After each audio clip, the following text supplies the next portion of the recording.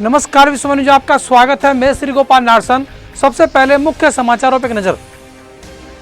उत्तर प्रदेश सरकार ने 1 जुलाई से दिए विद्यालयों को खोलने के निर्देश। लोक जनशक्ति पार्टी पर कब्जे की लड़ाई और हुई तेज। मां बेटी को देखकर कंफ्यूज हो जाते हैं लोग। उत्तर प्रदेश में सन 2022 का विधानसभा चुनाव बिना किसी चेहरे के लड़ सकती है भाजपा। लकड़ी के एक बक्से में बहती हुई मिली नवजात बच्ची गंगा। अब खबरें विस्तार से। उत्तर प्रदेश सरकार ने 1 जुलाई से विद्यालयों को खोलने के निर्देश दिए हैं, यानी राज्य के 1.5 लाख प्राथमिक और उच्च प्राथमिक विद्यालयों को फिर से खोला जाएगा। जारी आदेश के मुताबिक केवल प्रशासनिक कार्यों के लिए ही विद्यालयों को शिक्षकों और कर्मचारियों के लिए खोला जाएगा। विद्यार्थियों को अगले आदेश तक स्कूल आने की अनुमति नहीं होगी। बिहार में लोक जनशक्ति पार्टी पर कब्जे की लड़ाई और तेज हो गई है। चाचा भतीजे के बीच वर्चस्व की जंग अब सड़कों पर पहुंच गई है। चिराग समर्थकों ने दिल्ली में पशुपति पारस के घर के बाहर प्रदर्शन किया, जिस पर पशुपति पारस भतीजे चिराग पर तानाशाही का आरोप लगा रहे थे। चिराग पासवान ने दावा किया कि पार्टी संविधान के अनुसार में ही पार्टी के अध्यक्ष है। लीजा की उम्र 24 वर्ष है, जबकि उसकी मां की उम्र 45 वर्ष, लेकिन वह अपनी बेटी से ज्यादा जवान दिख रही है। लोग मां बेटी को देखकर कंफ्यूज हो जाते हैं कि इनमें से मां कौन है और बेटी कौन।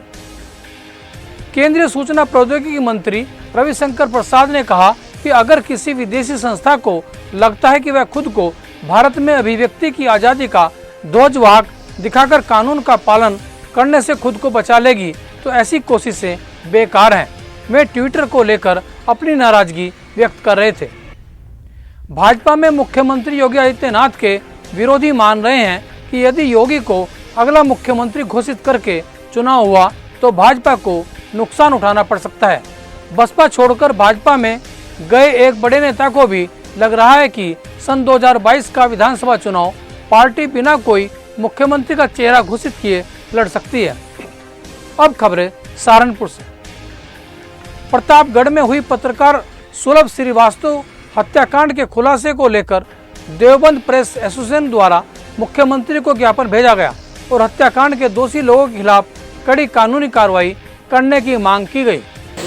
उत्तर प्रदेश के प्रतापगढ़ में सुलभ श्रीवास्तव, जो कि एक सक्रिय एक्टिव पत्रकार थे, उनकी हत्या की गई और ऐसा माना जा रहा है कि शराब सिंडिकेट जो वहाँ पनप रहा है, कुछ शराब माफिया पनप रहे हैं, उनके द्वारा ये कृत्य किया गया है, दूषित कृत्य किया गया है।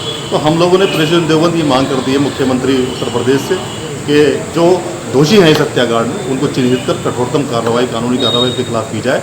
और पत्रकारों को प्रदेश के अंदर चूँकि आए दिन घटनाएं बढ़ रही हैं, तो आए दिन जो ये घटनाएं बढ़ रही हैं इन पर अंकुश लगाया जाए और पत्रकारों को सरकार की दृष्टि से कोई ऐसा कानून लाया जाए या कोई ऐसी चीज़ बनाई जाए जिससे पत्रकार अपने आप को स्वयं को सुरक्षित महसूस कर सके।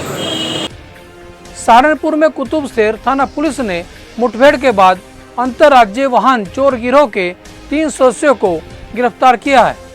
पकड़े गए आरोपियों की निशानदेही पर चोरी की 9 मोटरसाइकिल और अवैध असला भी पुलिस ने बरामद किया है।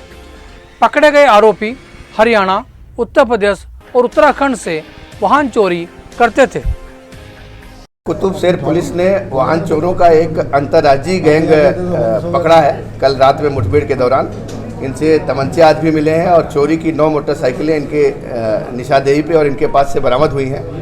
और इनसे पूछताछ पे पाया गया कि ये उत्तर प्रदेश सहित पड़ोसी राज्यों उत्तराखंड और हरियाणा से वाहन को चुराए हैं। ये वाहन कहाँ से संबंधित है, उनको अभी कनेक्ट किया जा रहा है और कितने वाहन इन्होंने चोरी किया और कहाँ बेचा है उसको भी हमारी टीम लगी हुई है, पता कर रही है।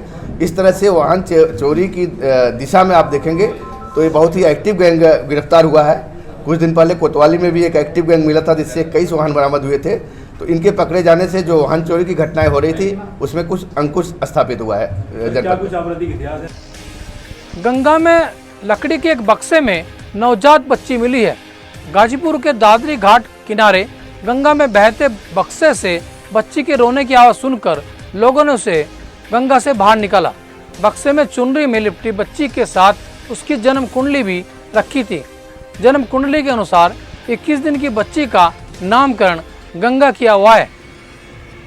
रुड़की में 3 वर्ष से अधिक समय से 126 भारी वाहनों ने टैक्स जमा नहीं किया है।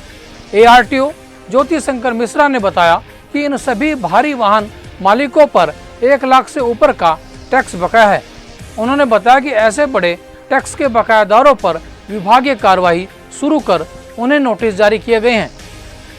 रुड़की में हुई आम आदमी पार्टी की बैठक में वक्ताओं ने कहा कि रुड़की बीजेपी विधायक का चालान काटे जाने से साबित हो गया है कि उत्तराखंड में बीजेपी के शासनकाल में चालान के नाम पर जनता का उत्पीड़न किया जा रहा है, परंतु किसी विधायक और मंत्री ने जनता के उत्पीड़न के खिलाफ कोई आवाज नहीं उठाई।